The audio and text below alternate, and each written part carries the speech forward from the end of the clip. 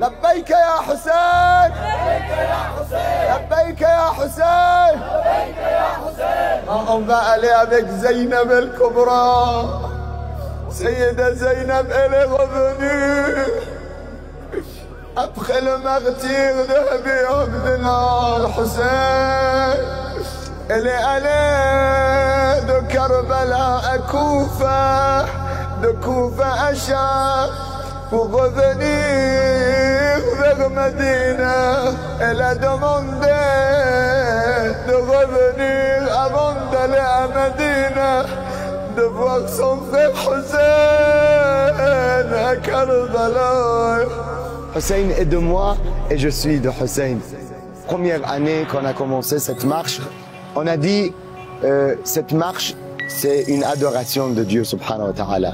Parce qu'on marche, c'est vrai, on marche vers l'imam al-Hussein alayhi salam, mais on marche vers l'imam al-Hussein par amour pour Dieu subhanahu wa ta'ala. Parce que Dieu subhanahu wa ta'ala a donné cette place et cette importance à l'imam al-Hussein à travers notre prophète bien-aimé sallallahu alayhi wa alayhi. Quand le prophète il dit Hussein est de moi et je suis de Hussein.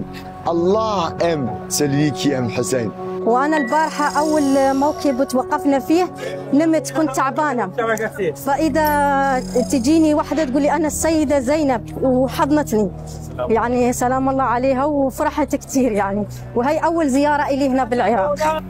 Venez à Kerbala et vous allez avoir une autre image du vrai islam. Venez à Kerbala, vous allez voir qu'on vous a menti sur beaucoup de choses. Venez à Kerbala et vous aurez la foi. La véritable foi. C'est vraiment un chemin, c'est vraiment une école où on apprend la patience, la tolérance et c'est vraiment pas facile. Et je pense que ce chemin vers Kerbala, c'est le chemin qu'on doit de toute une vie où on apprend des choses et on évolue constamment. Des fois, nous, on veut aimer Dieu, mais encore plus élevé. Hein? L'étape encore plus élevée, c'est le fait que Dieu lui-même, il t'aime. Donc Dieu, il peut t'aimer si tu viens vers l'imam al-Hussein alayhi salam.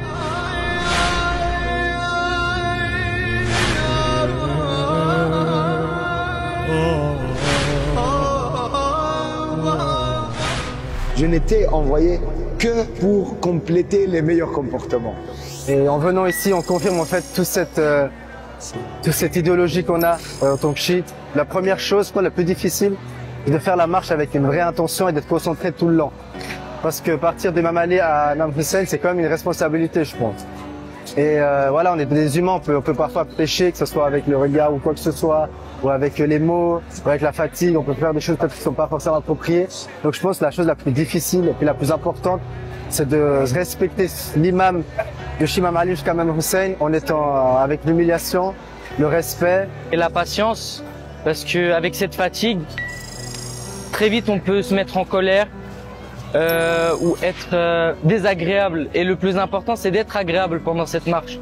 Parce que c'est ce que Ahl al-Bayt nous demande. En vérité, il y a tellement de leçons qu'on peut apprendre vraiment. La générosité, le partage, l'amour, les bonnes manières, les bons comportements. Tout ça, c'est des choses inestimables. Parce que le prophète lui-même, sallallahu alayhi wa alayhi, il dit « Je n'étais envoyé que seulement pour compléter les meilleurs comportements. »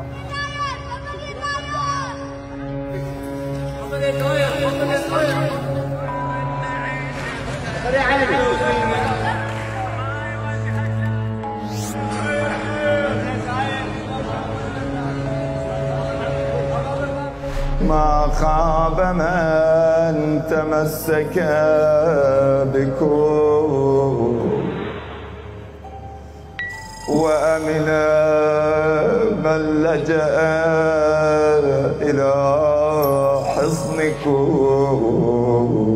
مريم أبو الذهب المرحومة Mariam Abou Dhahab était une enseignante chercheuse dans une grande université française, l'INALCO, si vous connaissez cette université, l'INALCO, où elle enseignait et elle cherchait, elle faisait énormément de recherches. Dans ces recherches, elle est partie au Pakistan. Et, subhanallah, dans ce voyage au Pakistan, elle a rencontré des gens de la communauté de Ahl al-Bayt, des Shia, qui voulaient faire des majalis. C'était dans la période de Ashura, de Muharram, où ils faisaient des majalis pour l'imam al-Hussein. Et ils ont invité le marhouma Maryam Abu Dhahab, qui s'appelait, son nom avant le changement, c'était Marie-Pierre Waltman. Marie-Pierre Waltman. Et c'est après, elle a choisi le nom de Maryam pour elle. Et quand elle est partie dans le majlis, elle a écouté le majlis et la personne qui l'a invitée, avait traduit pour elle. Elle était très touchée par la tragédie de l'imam al-Hussein. Et subhanallah, dès ce majlis, ce premier majlis, elle a senti qu'elle est proche de ce madhab et de l'imam al-Hussein et de Ahl al-Bayt alayhim salam.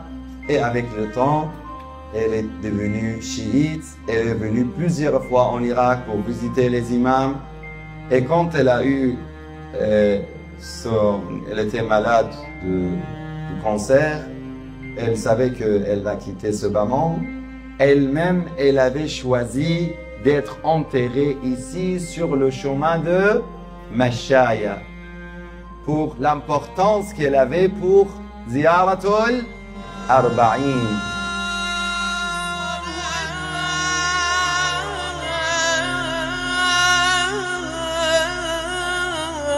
Labbaïka ya Hussein, Labbaïka ya Hussein, Labbaïka ya Hussein. Si tu fais attention sur cette marche, sur ce chemin, et dans la marche vers l'imam al-Hussein, tu peux avoir beaucoup plus de récompenses. Pourquoi éviter et pourquoi perdre ces occasions et pourquoi diminuer tes récompenses? Donc, c'est pour cela qu'on a des programmes. Déjà, les prières en groupe, alhamdulillah, toutes les prières se font en groupe. De Najaf jusqu'à Karbala. Dans la marche, on fait dua Jawshan el-Kabir, on fait dua Kumail, on fait dua Tawassul, on fait dua Nudba, on fait toutes ces prières et invocations en marchant, en s'arrêtant. Là, Inch'Allah, ce soir, en marchant, on va commencer avec Hadith el-Kisa, comme ce vendredi soir, Inch'Allah. Donc, toutes ces prières et invocations sont vraiment bénéfiques pour nous, pour notre spiritualité et pour notre chemin vers l'imam al-Hussein alayhi salam. Avec la poussière, avec la fatigue, avec la voix cassée, avec tout cela, on vient vers l'imam al-Hussein en criant « Labbaïka ya Hussein, Labbaïka ya Hussein, Labbaïka ya Hussein ». يا حسين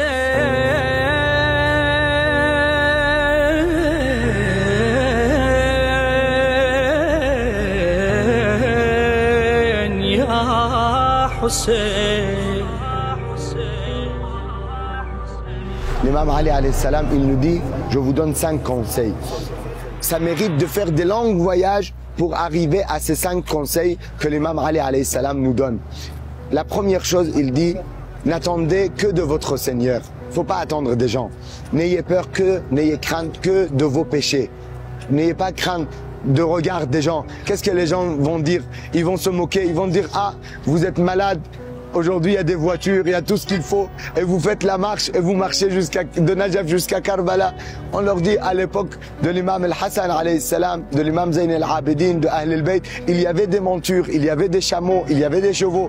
Mais l'imam al-Hassan lui-même, il a fait combien de pèlerinages à pied? Et il n'a pas fait 100 km, il a fait 400 km de Madina jusqu'à Makka. Donc, en vérité, là, donc on revient au hadith de l'imam, n'attendez que de votre Seigneur. N'ayez crainte que de vos péchés. Si on te demande quelque chose que tu ne connais pas, tu dis je ne sais pas. N'aie pas honte de dire je ne sais pas. Si tu ne connais pas quelque chose, tu n'as pas le droit de rester ignorant. Tu dois aller apprendre. Et le 5e et le plus important, qu'est-ce qu'on apprend ici? Je vous conseille la patience. Car la patience de la foi, c'est comme la tête dans un corps. Comme un corps sans tête ne vaut rien, la même chose, la foi sans la patience ne vaut rien. Il faut patienter. Bien sûr, il y a des difficultés, il y a des choses, il y a des différences de culture. Ici, une différence culturelle énorme parce qu'il y a de toutes les cultures, il y a de tous les pays qui viennent. Donc il y a beaucoup de différences, il y a beaucoup de choses qui peuvent blesser, qui peuvent déranger, qui peuvent fatiguer. Mais on surmonte tout ça avec la patience et avec l'amour de l'imam al-Hussein Sayyid al-Shuhada. Salawatullah wa salam alayhi.